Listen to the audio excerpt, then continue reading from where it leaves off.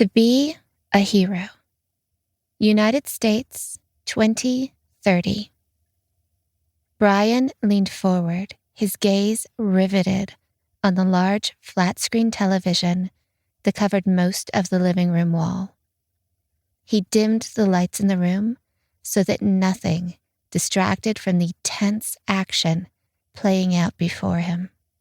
On the screen, First Sergeant Ballimore ducked behind a concrete barricade somewhere outside Tadmor, Syria, his gun clutched close to his chest as enemy gunfire hit the ground in a staccato rhythm, little puffs of dirt floating through the air with each shot.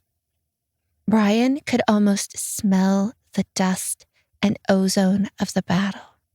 His hands clenched as he imagined himself there, next to the first sergeant, a gun gripped tight in his hands, adrenaline coursing through his veins. The sergeant and his men were pinned down by at least 10 insurgents.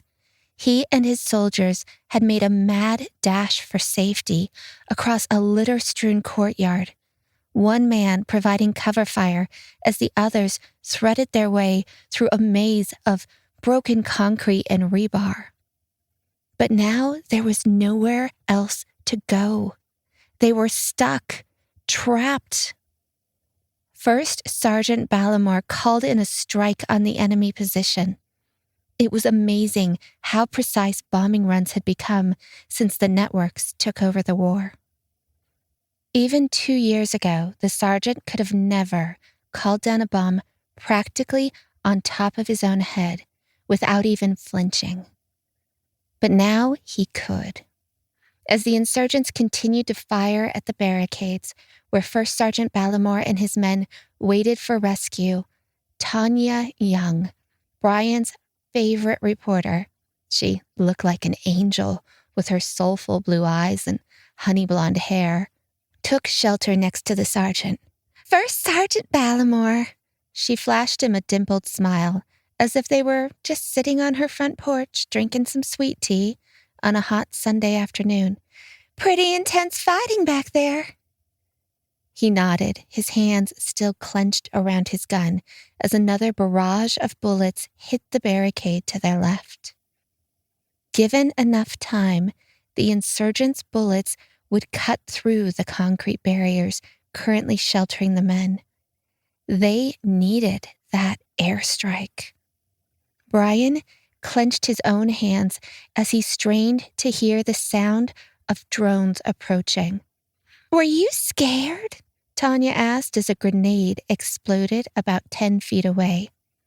She didn't even flinch, her soft blue eyes focused on the sergeant. He glared at her for a second, his jaw clenched tight. "Was I scared? You mean when I was running across that courtyard with at least a dozen men firing at me?" "Yes, exactly. Pretty intense. We even canceled the commercial break so no one would miss what happened next."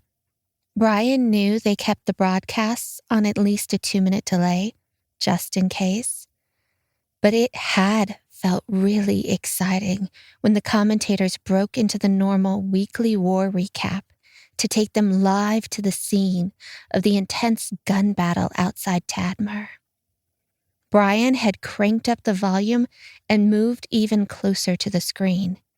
If his mom saw, she'd yell at him for ruining his eyesight. But he didn't care. It was just too good to miss. Brian hadn't even breathed during the time it took First Sergeant Ballimore and his men to cross the courtyard. War, man, you just never knew what was going to happen next.